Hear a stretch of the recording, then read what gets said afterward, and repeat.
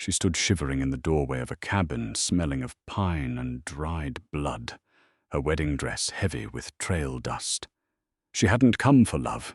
She'd come for survival. But as the firelight caught the massive, scarred silhouette of the man she had married sight unseen, the silence between them stretched tight enough to snap.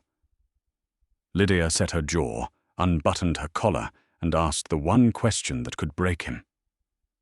Or make them.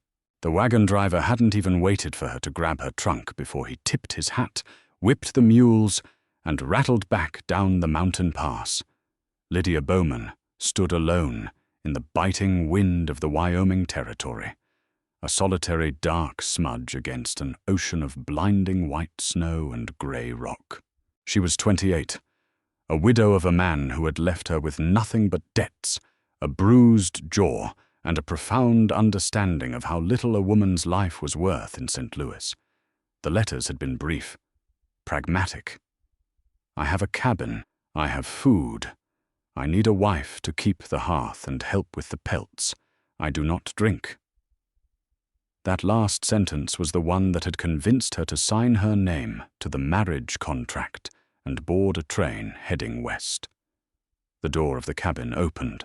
Gideon Hayes stepped out.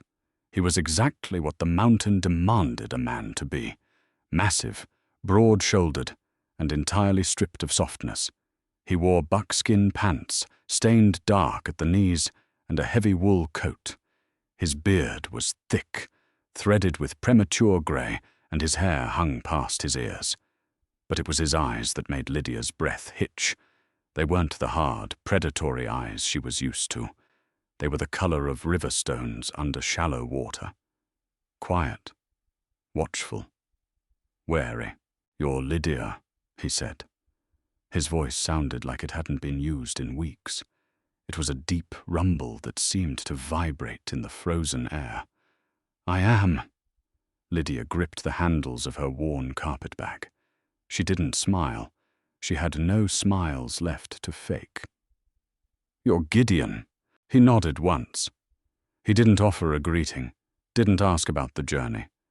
He simply walked past her, effortlessly hoisted her heavy wooden trunk onto his right shoulder, as if it weighed no more than a bundle of kindling, and gestured toward the open door with his free hand.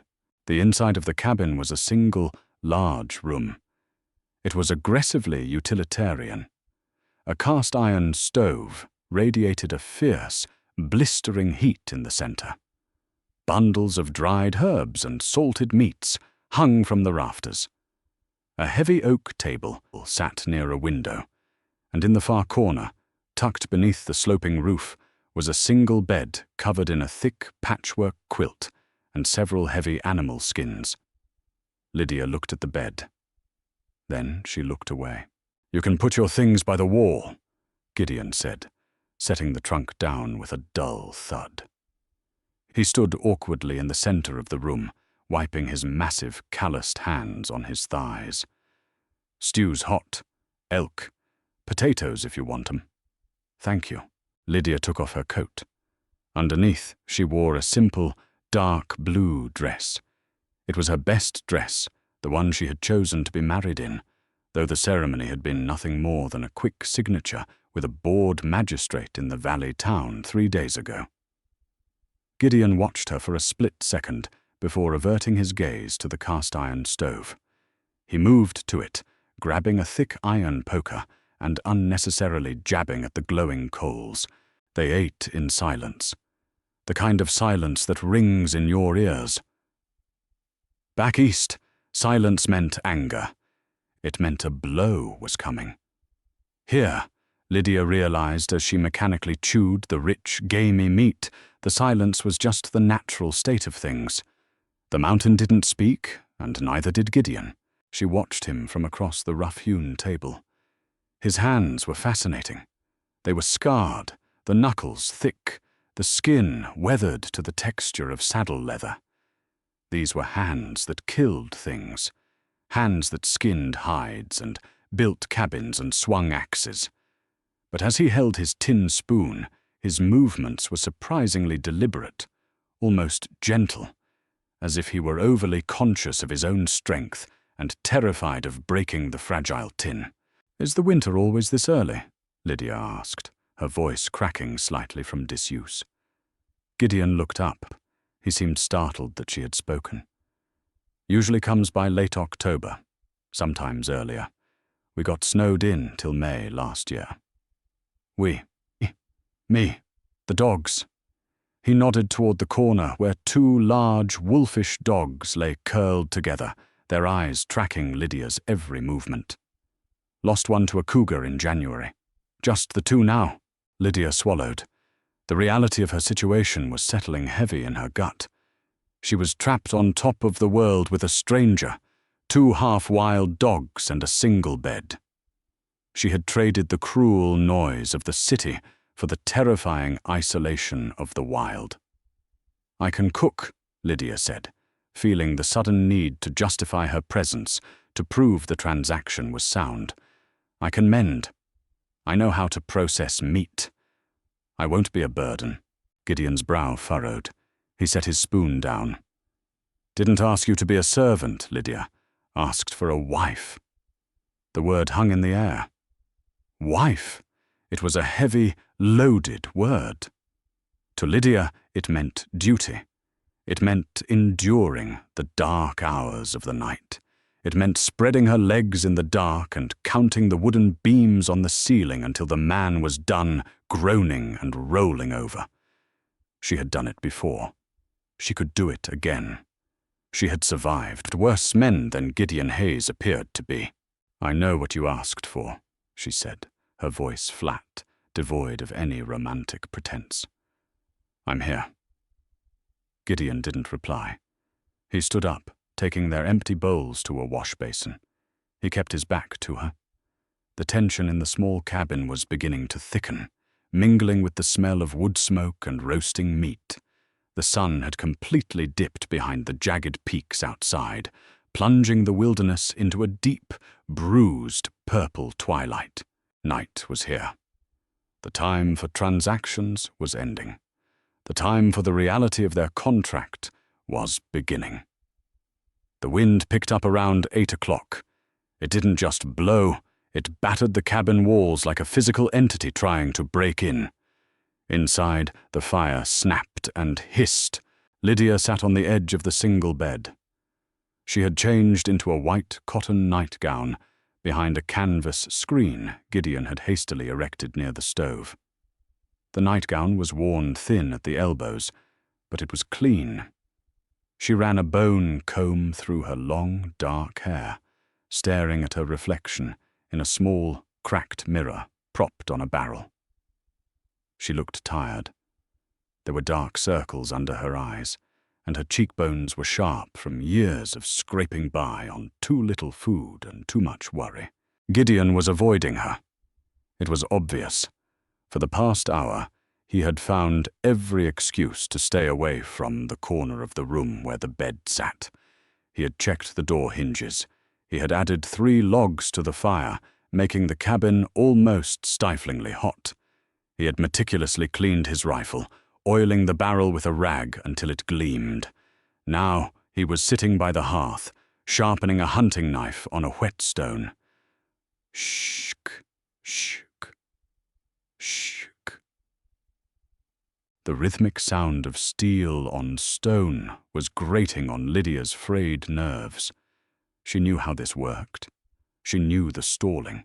Men were either brutal in their haste or clumsy in their hesitation. She preferred to just get it over with.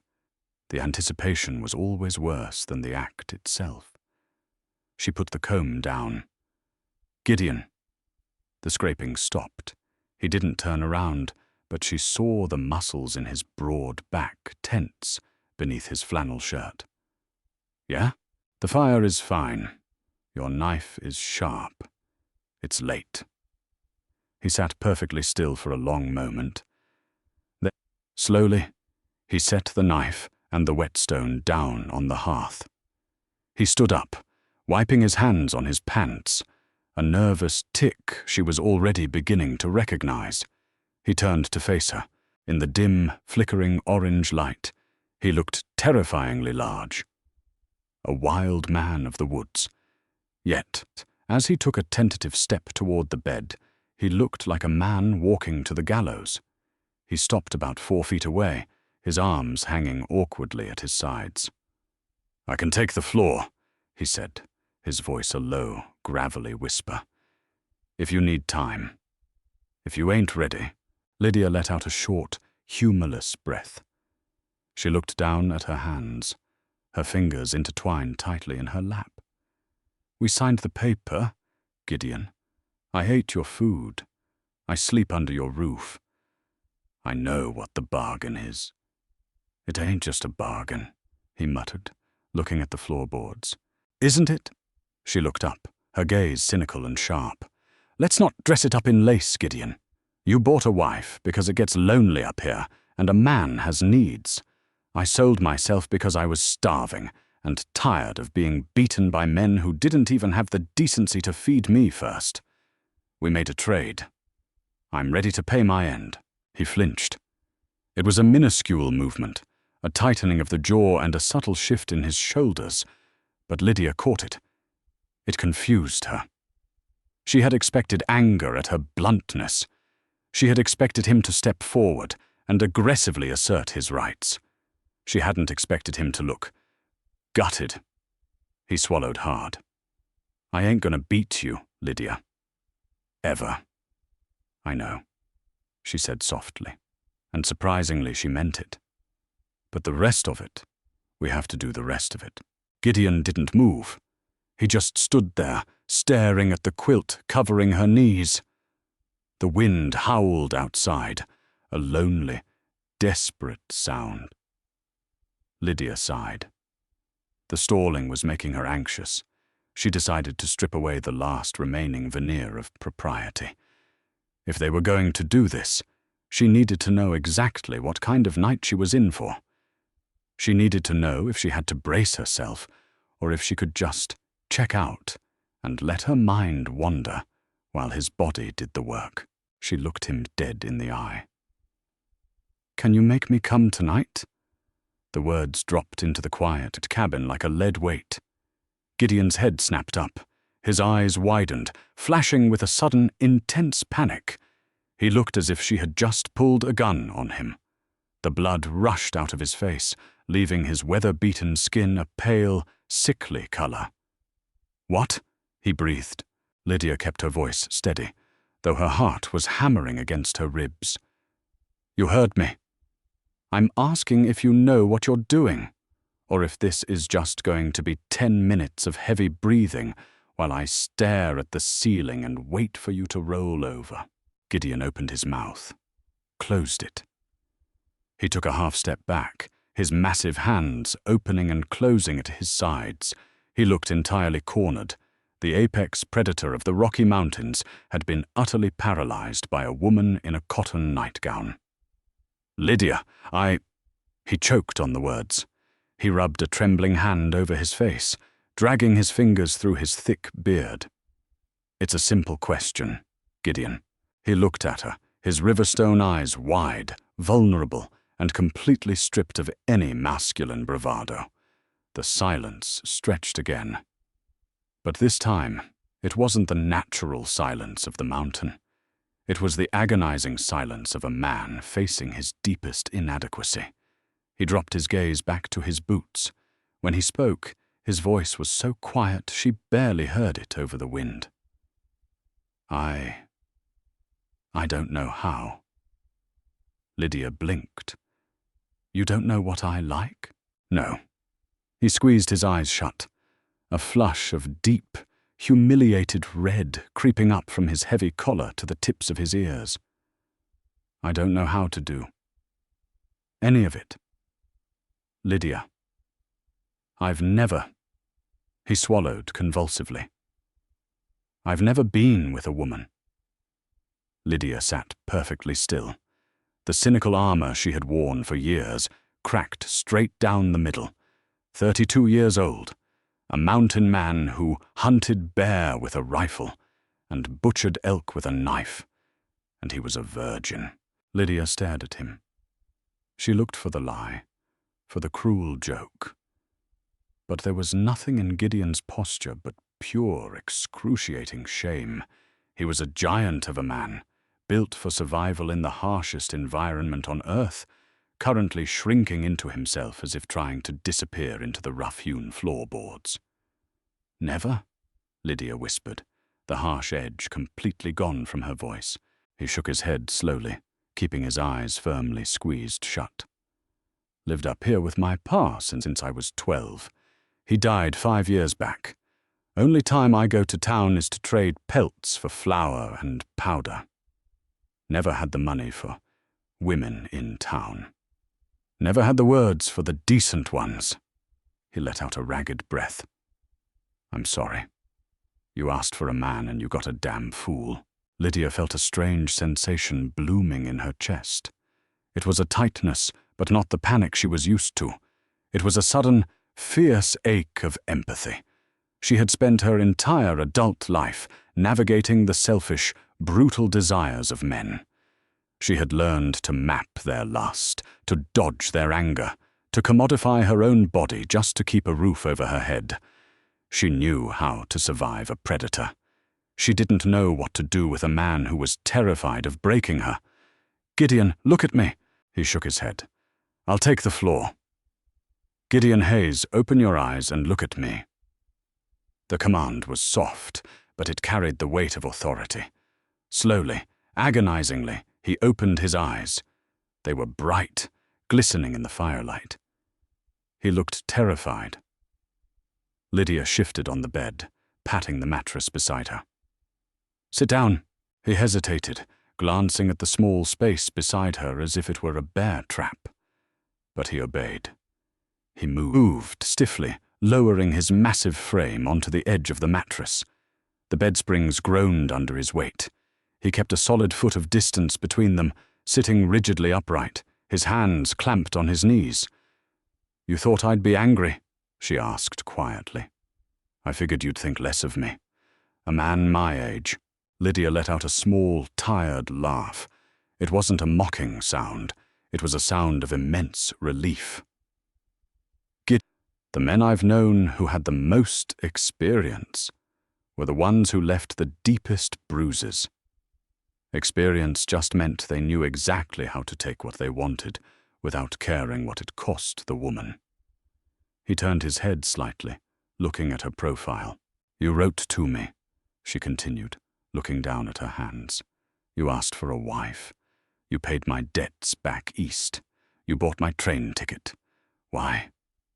"I was lonely," he said, the honesty brutal and plain. "Winter gets dark. The silence gets too loud in your head. I wanted a voice in the cabin. I wanted someone to share the fire with." He paused. "And I wanted a wife, the way a man wants a wife. But I don't know how to start. I don't know what to do with my hands." Lydia turned to him. The proximity was startling. She could smell wood smoke, pine needles, and the clean, sharp scent of cold air on his skin. He was trembling. This massive, lethal man was shaking beside her. "Do you want me, Gideon?" she asked, her voice a low murmur. He swallowed. "More than I ever wanted anything in my life." The utter lack of artifice disarmed her completely. There were no games here, no power plays, just two damaged, lonely people at the edge of the world. Lydia realized then that the script she had prepared for tonight was entirely useless. She couldn't just check out. She couldn't just endure. For the first time in her life, she wasn't prey. She was a partner. "Then I'll show you," Lydia said. She reached out. Gideon flinched slightly as her small, pale hand hovered near him, but he forced himself to stay still. She gently laid her fingers over his massive knuckles, resting on his knee. His skin was rough, scarred with old nicks and calluses, but it was incredibly warm. "It's not a fight, Gideon," she whispered. "It's not a hunt. You don't have to conquer anything." She slid her hand up his arm, feeling the thick, corded muscle beneath his flannel shirt. She moved to the buttons at his collar. His breathing hitched, shallow and fast, like a panicked animal. Lydia unfastened the first button, then the second. "Breathe," she instructed softly. He exhaled a shaky breath. "I don't want to hurt you, Lydia. I'm too big, I'm clumsy." "You won't hurt me." She pulled the shirt open, revealing a chest covered in dark hair and a smattering of faded scars. She placed her palm flat against his bare skin, right over his heart. It was hammering frantically against her palm. "Feel that? We're both scared. It's okay." Gideon looked down at her hand on his chest, then up into her eyes. The raw gratitude in his expression made Lydia's throat tighten. "Put your hand on my waist," she guided him. He raised a trembling hand, hesitating in the air before slowly, agonizingly slowly, bringing it down to rest on the curve of her hip through the thin cotton nightgown. His hand was so large it spanned her entire side. His touch was incredibly light, as if he were handling spun glass. "A little firmer," she encouraged, covering his hand with hers and pressing it gently against her body. "I'm not going to break." Gideon let out a low groan, a sound born of years of suppressed longing and sudden, overwhelming, tactile sensation. He closed his eyes, his thumb nervously stroking the fabric over her hip bone. Lydia shifted closer, bridging the gap between them. She reached up, weaving her fingers into his thick, soft beard, and guided his face down toward hers. She didn't rush. She let him feel the warmth of her breath, let him adjust to the proximity. When their lips finally met, it wasn't a collision of passion. It was a question. Gideon remained entirely still for a second, absorbing the shock of contact. Then, very slowly, his mouth softened against hers. He didn't push, he didn't demand. He simply yielded to the sensation, letting Lydia set the pace. It was clumsy, hesitant, and entirely beautiful. When she pulled back slightly, Gideon's eyes were dark, dilated in the dim light. "You're doing just fine," she whispered, a genuine warm smile finally touching her lips. Lydia realized, as she helped him pull his heavy flannel shirt over his shoulders, that the cynical transaction she had prepared for was gone. In its place was something terrifyingly real. They were in uncharted territory, blind and stumbling. But for the first time in Lydia's life, she wasn't walking it alone. She guided his calloused hands to her shoulders, shivering not from the cold, but from the sudden, profound heat of being touched by a man who actually saw her. Lydia woke to the sharp, bitter smell of chicory coffee and the rhythmic, hollow thwack of an axe outside. The air in the cabin was frigid, stinging the tip of her nose, but beneath the mountain of heavy furs and the patchwork quilt, she was sweltering. She lay perfectly still, staring at the raw pine beams of the ceiling. Her body ached. It was a deep, unfamiliar soreness. It wasn't the sharp, terrified tension that used to lock her jaw and knot her shoulders for days in St. Louis. It wasn't the bruised, hollowed-out feeling of surviving a man's temper. This was a heavy, grounding fatigue. The physical evidence of a long night spent teaching a giant how to be gentle. She turned her head. The space beside her was empty, the sheets already cold. Habitual panic flared in her chest for a fraction of a second before the memories rushed back, extinguishing the fear like water over a match. Gideon, the sheer, overwhelming bulk of him, trembling over her in the dark. The way he had kept pausing, his breathing ragged, whispering into her hair. "Is this all right? Lydia, am I hurting you?" He hadn't hurt her. He'd been so utterly terrified of his own strength that Lydia had been forced to pull his hips down, to dig her nails into his broad shoulders, to silently demand that he stop treating her like spun glass. It hadn't been a polished, seamless affair. It was messy. It was awkward. It was interrupted by fumbled limbs, whispered directions, and Gideon's profound, breathless apologies every time he thought he shifted his weight too heavily. But when he had finally surrendered to it, burying his face in the crook of her neck with a deep, tearing groan, Lydia had felt a strange, quiet victory. She hadn't just endured. She had guided. She had given a lonely man a piece of humanity he had convinced himself he didn't deserve, and in return he had given her safety. Absolute, unwavering safety. Lydia pushed the heavy furs back and swung her legs over the edge of the bed. The cold air raised goosebumps on her bare arms. She pulled on her thick woolen stockings and her day dress, moving slowly. The door unlatched. Gideon stepped inside, bringing a swirl of snow and freezing air with him. He was carrying an enormous armful of split logs. His beard was dusted with frost, his cheeks ruddy from the biting wind. He kicked the door shut with his boot and turned toward the woodbox. He froze when he saw her standing by the bed. The logs tumbled from his arms, clattering violently into the wooden crate. Gideon wiped his gloved hands on his thighs, his gaze dropping instantly to the floorboards.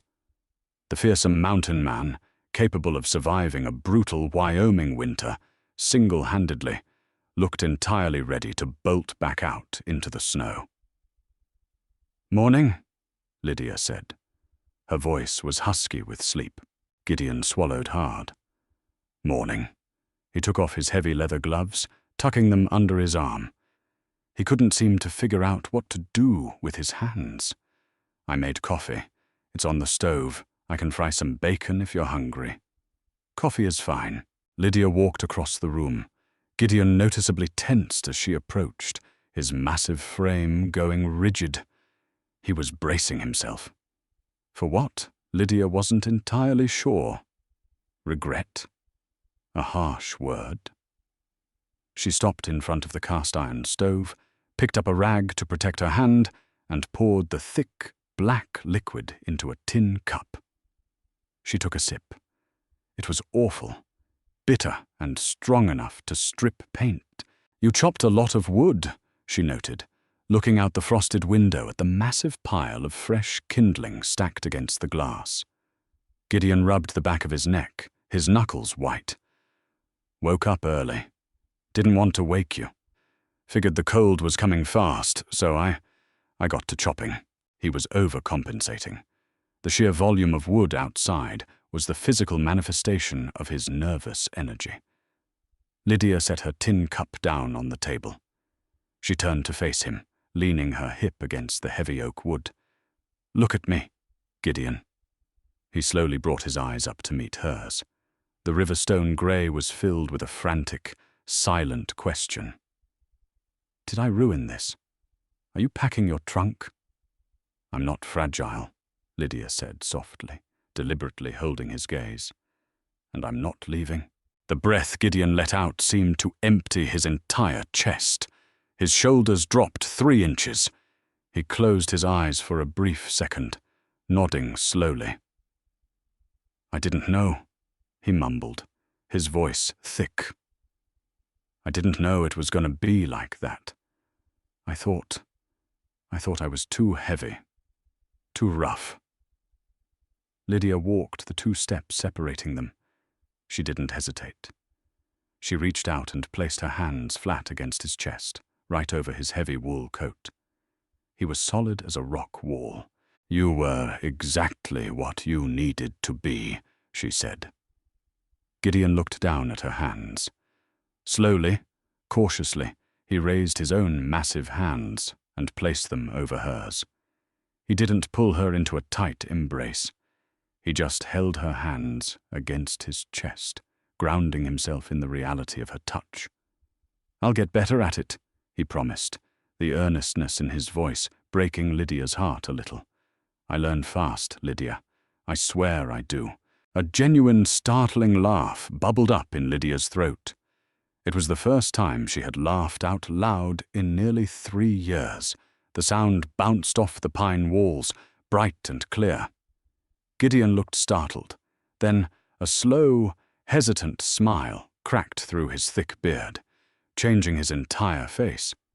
He looked younger. He looked lighter.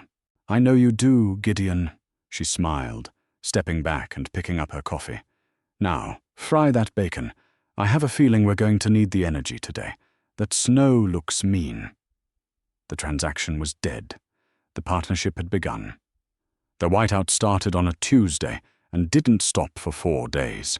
The wind didn't just blow, it screamed over the tin roof, a high mechanical shriek that rattled the iron stovepipe and buried the cabin under drifts so deep Gideon had to climb out the small side window just to shovel the heavy oak door clear. Inside, the world shrank to 4 walls, the glowing belly of the stove, and the relentless, suffocating pressure of absolute isolation. Cabin fever was a tangible thing. It smelled like damp wool, wet dog, and wood smoke. For the first 2 days, the forced proximity was a quiet comfort. They existed in a domestic rhythm that was entirely new to both of them.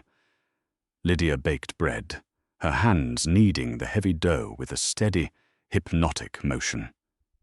Gideon sat by the fire, repairing snowshoes with strips of rawhide, his massive hands moving with surprising dexterity. They didn't talk much. The silence was no longer the heavy, loaded void it had been on her first night. It was companionable. It was the silence of 2 animals sharing a burrow against the frost. The nights were a different story. In the dark, beneath the heavy furs, the clumsiness was fading, replaced by a slow, deliberate exploration. Gideon was a meticulous student. He approached Lydia's body with the same intense, reverent focus he used to track game through the timberline. He learned the exact pressure of his thumbs on her hips, the precise angle of his jaw against her neck that made her breath hitch. And Lydia, to her own profound shock, found herself actively participating, no longer just guiding him, but pulling him down, demanding more, matching his quiet, rumbling groans with her own. But on the 3rd day, the mountain decided to test the fragile foundation they were building. It happened in the late afternoon. The sky outside the window was a flat, bruised purple. Lydia was sitting at the heavy oak table, working a stiff deer hide with a dull scraping tool. Gideon was across the room, meticulously cleaning his Winchester rifle. The silence was thick, broken only by the shka-shka-shk of Lydia's scraper and the metallic click of Gideon working the lever action of his gun. Suddenly, a massive, ancient pine branch, heavy with 1,000 pounds of accumulated ice, snapped outside. The sound was explosive, a sharp, violent crack that sounded exactly like a revolver firing in a closed room. Lydia's reaction was entirely involuntary. It bypassed her conscious brain and tapped straight into the deepest, darkest marrow of her spine. She dropped the scraper. She didn't just flinch. She violently threw herself backward. The heavy wooden chair tipped and crashed to the floor. Lydia scrambled backward on her hands and knees until her back slammed against the rough pine logs of the far wall.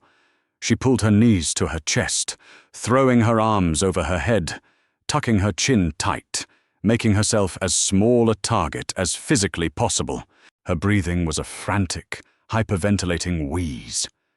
Don't hit the face. Don't hit the ribs. Let him get tired. Just let him get tired. "Lydia!"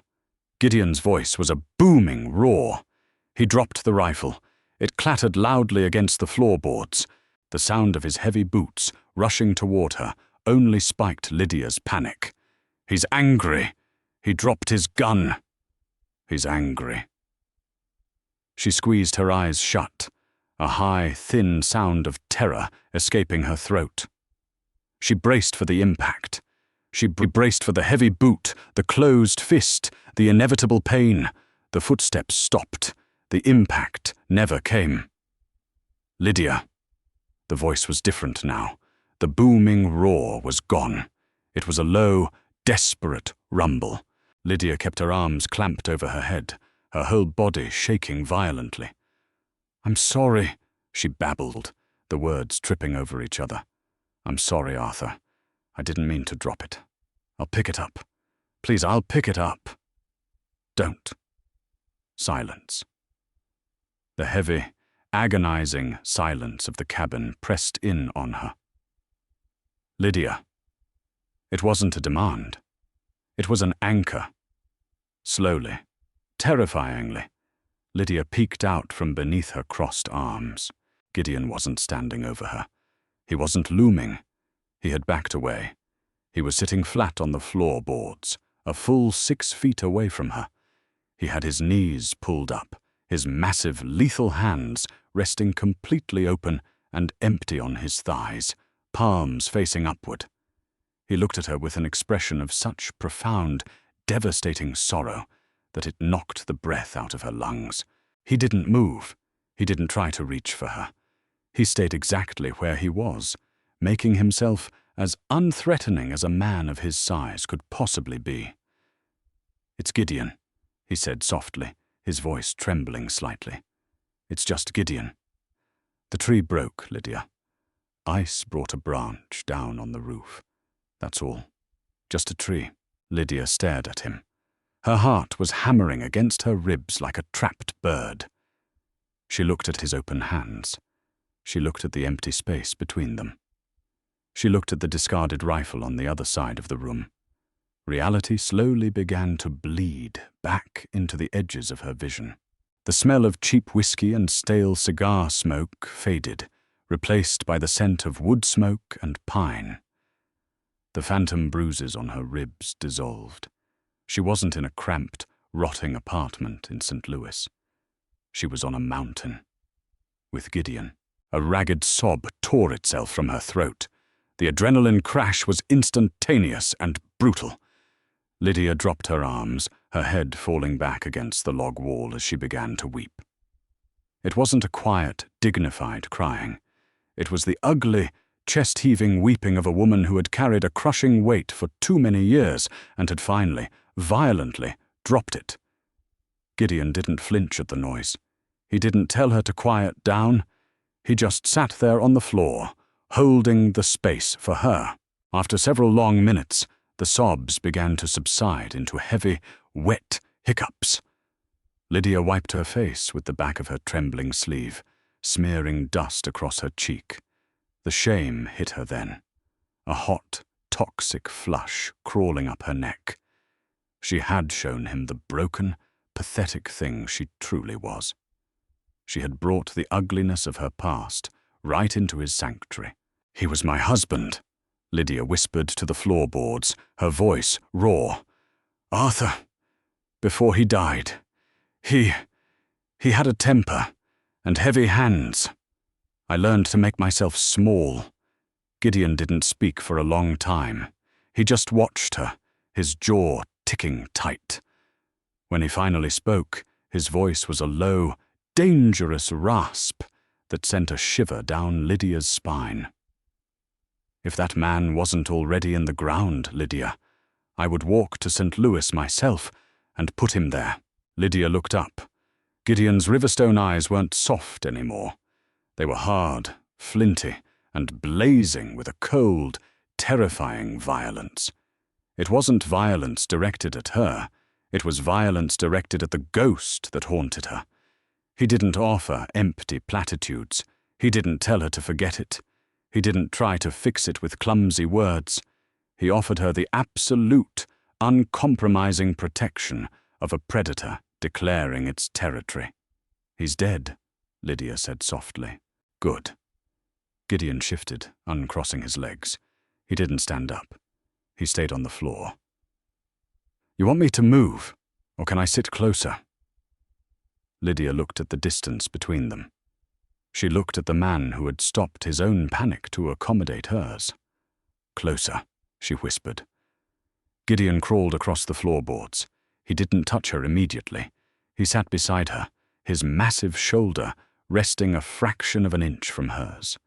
They sat against the wall, listening to the wind scream outside. Eventually, Lydia unclasped her arms from her knees. She reached out, sliding her cold, trembling fingers into his large, calloused palm. Gideon's fingers instantly closed around hers, a warm, solid vice that anchored her to the present, to the cabin, to him. The storm raged outside, but inside, the ghosts were finally beginning to lose their grip. They stayed on the floor for an hour. The fire burned down to a dull, pulsing cherry red, chilling the edges of the room, but neither moved to stoke it. Gideon simply let Lydia hold his hand, his thumb rhythmically, mindlessly stroking the thin bones of her wrist.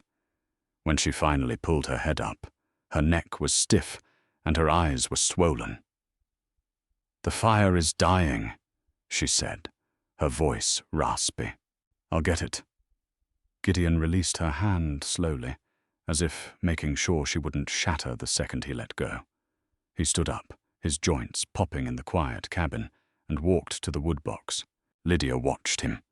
The fear was entirely gone, burned out of her system by the adrenaline crash, leaving behind a hollow, aching exhaustion. But beneath the exhaustion was something else.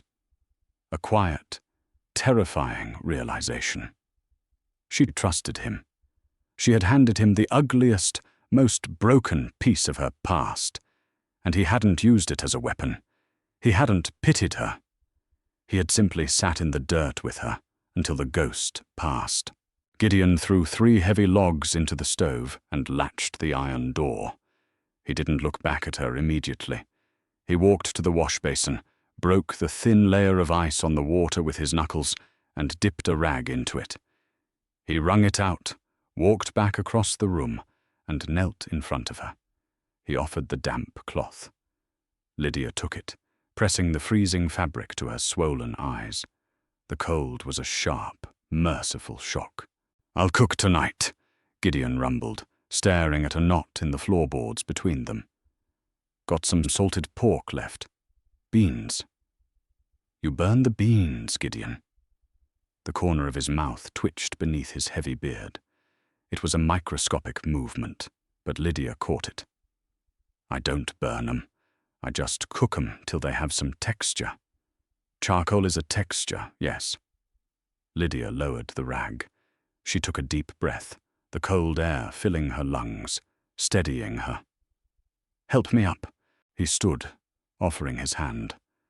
When she took it, he didn't yank her. He pulled with a slow, controlled strength, taking her weight effortlessly until she was on her feet. She swayed slightly.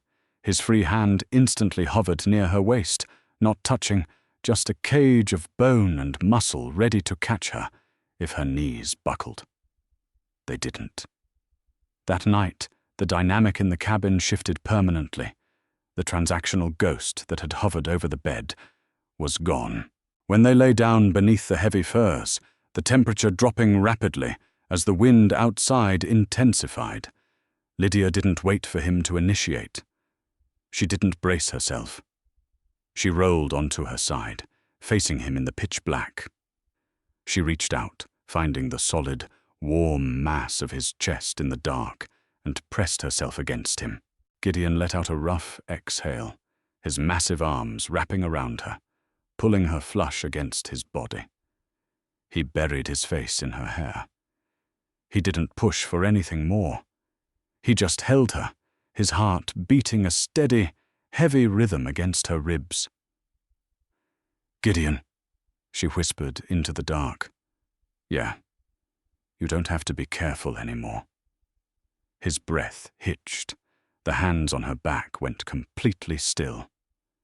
"Lydia, I'm not glass, and I'm not afraid of you." She tilted her chin up, finding his jaw in the dark, trailing her fingers through his beard until she cupped the side of his face. "I want you to stop treating me like something you're going to break.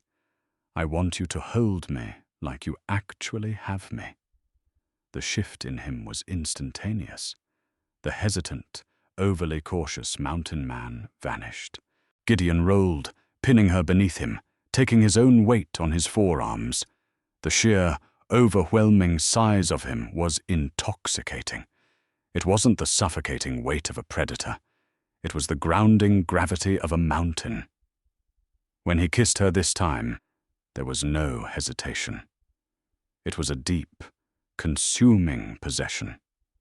His calloused hands dragged up her thighs, rough and urgent, pulling her hips flush against his.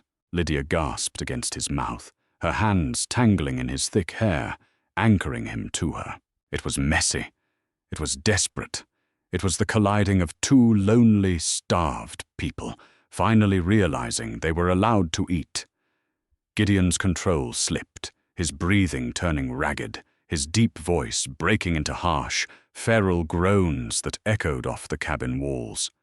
But every time his grip tightened, every time the intensity peaked, he waited for her cue.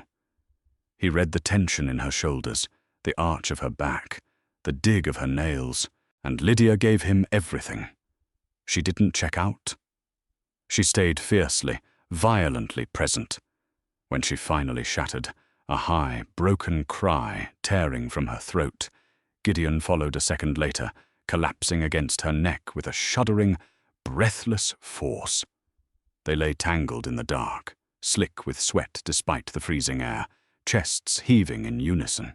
Gideon shifted his weight off her, pulling her tight against his side. He kissed the top of her head, his chest still rising and falling rapidly.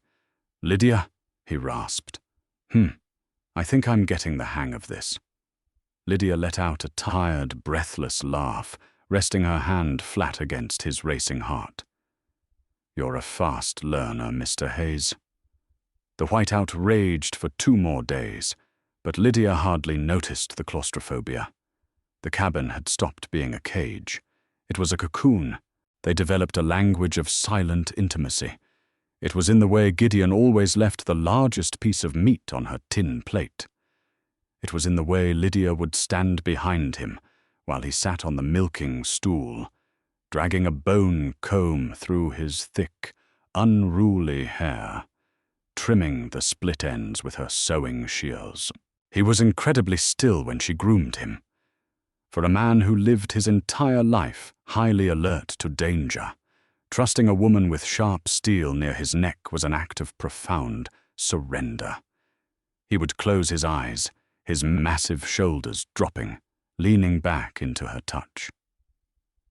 "My pa used to cut it," Gideon murmured one afternoon, the snip-snip of the shears the only sound in the room. "With a hunting knife. Always looked like I fought a badger and lost." Lydia smiled, dusting the trimmed hairs off his broad shoulders. "You have good hair. Thick. You just let the mountain claim it." "Mountain claims everything eventually," he said quietly. Then he opened his eyes, looking at her reflection in the small, cracked mirror on the barrel. "Almost everything." The break in the weather didn't come with a grand announcement. It came on a Thursday morning in late March, with a profound, terrifying silence. Lydia woke up and realized the wind had stopped screaming. The persistent, rattling draft that had haunted the cabin for 3 months was gone. She sat up. Gideon was already out of bed, standing by the door. He had his heavy coat on, his hand resting on the iron latch. He looked back at her, his grey eyes bright. "Sun's out," he said. He threw the heavy oak door open. The light was blinding. It hit the dark, smoky interior of the cabin like a physical blow. Lydia threw her hand over her eyes, wincing against the glare. The snow was piled halfway up the doorframe, a pristine, glittering wall of absolute white. The sky above the jagged pines was a violent, piercing blue, entirely devoid of clouds. "Get your boots, Lydia," Gideon said, grabbing a wooden shovel. "We gotta dig out before it freezes over tonight." It was exhausting, brutal work. The snow was heavy, packed dense by the wind. Lydia worked beside him, using a smaller tin shovel, her breath pluming in the freezing air. For the first time in months, she smelled something other than wood smoke and salted meat. She smelled pine resin. She smelled the sharp, clean scent of ozone and melting frost. They dug a trench to the woodpile and another to the outhouse. By noon, Lydia's back was screaming, and her hands were blistered beneath her thick woolen mittens. She stopped, leaning heavily on the handle of her shovel, panting. Gideon stopped beside her. He drove his shovel deep into the snowbank and leaned on it, wiping sweat from his forehead with the back of his sleeve. He looked at her. Her face was flushed red, her hair escaping her braids in damp tendrils, her breath coming in ragged gasps. He didn't look at her like she was a chore. He didn't look at her like a transaction. He looked at her like she was the only living thing on the entire mountain. "You're tired," he rumbled. "I'm fine," Lydia panted, straightening her spine stubbornly. Gideon shook his head, a slow, deep smile spreading across his face. He stepped over the snowbank, closing the distance between them. He didn't say a word. He just reached down, scooped her up under the knees and the back, and lifted her into his arms as if she weighed absolutely nothing. "Gideon, put me down!" Lydia yelped, dropping her tin shovel, her arms instinctively wrapping around his thick neck to steady herself. "Nope, you're done for the day." He carried her back through the snow trench, his heavy boots crunching loudly in the quiet air.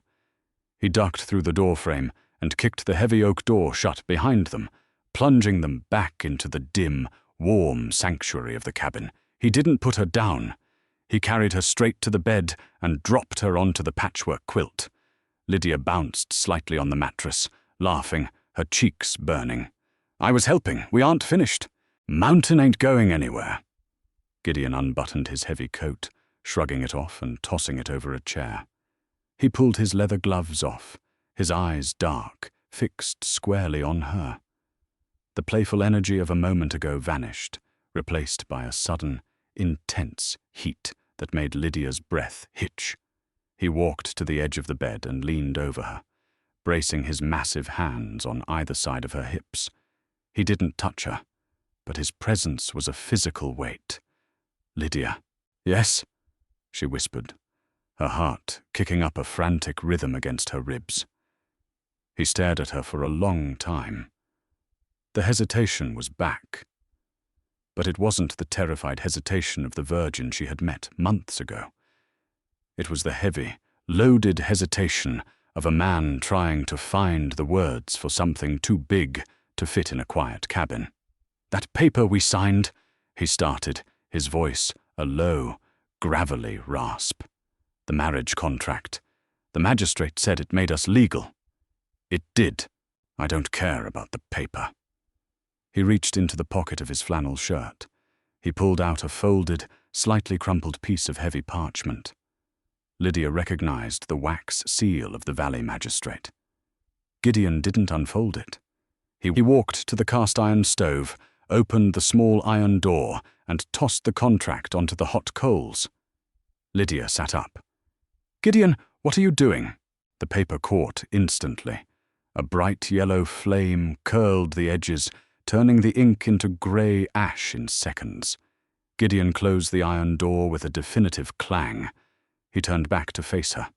"I bought a wife on paper," he said, his voice stripped of all pretense, echoing with the absolute truth of the mountain. "Because I didn't think a woman like you would ever come up here for a man like me, just for the asking. I thought I had to buy your debts to get you in the door." Lydia swallowed hard, her throat painfully tight. Gideon walked back to the bed. He dropped to his knees on the rough floorboards in front of her. It was a startling, vulnerable position for a man of his immense size. He took both of her blistered, cold hands in his warm, calloused palms. "I don't want a transaction anymore, Lydia. I don't want a wife who's here because she owes me." He looked up at her, his river-stone eyes completely raw, laid bare. "I want you. Just you." because you want to be here. If you want to leave when the pass clears in May, I'll put you on a train with enough gold dust to buy a house in San Francisco. You'll never go hungry again. You'll never owe another man a dime." He swallowed, his broad shoulders trembling slightly. "But if you stay," he whispered, his voice cracking, "if you stay, you ain't my mail-order bride. You're my heart. You're the only thing on this mountain I can't survive losing." Lydia stared at him. The cynic in her, the woman who had learned to calculate the cost of every word and every touch, was dead. She had burned up in the fire of this man's impossible, unwavering decency. She looked at the iron stove, where the contract had turned to ash. Then she looked down at the giant kneeling before her, offering her the world, and handing her the key to walk away from it. Tears spilled hot and fast down her cheeks, but she was smiling, a massive, radiant smile that reached her eyes for the first time in a decade. Lydia pulled her hands free from his grip. Gideon flinched slightly, preparing for the rejection. Instead, Lydia reached forward, framed his heavy, bearded face in her hands, and slid off the edge of the mattress, dropping to her knees on the floorboards right in front of him. They were eye to eye, equals, partners. "I hate San Francisco," she whispered fiercely, tears tracking through the dust on her cheeks. "And I'm exactly where I want to be." She kissed him. It wasn't gentle. It was a vow. It was the sealing of a bond that no magistrate, no blizzard, and no ghost could ever break. Gideon let out a sound that was half sob, half groan, wrapping his massive arms around her waist and lifting her right off her knees, crushing her against his chest as if trying to merge their very bones. Outside, the snow was melting. The brutal, unforgiving winter was finally breaking its hold on the mountain. But inside the cabin, surrounded by the smell of pine and the heat of the iron stove, Lydia knew the truth. The real fire had just been lit. The snow is finally melting, but the fire Gideon and Lydia built in that isolated cabin will last a lifetime. They started as a desperate bargain between two damaged people and forged a bond stronger than the brutal Wyoming winter. If their journey from a cold contract to an unbreakable partnership moved you, please hit that like button and share this story with fellow romance lovers. Don't forget to subscribe and ring the notification bell for more deeply human, grounded Western tales. What was your favorite moment between Gideon and Lydia? Let us know in the comments.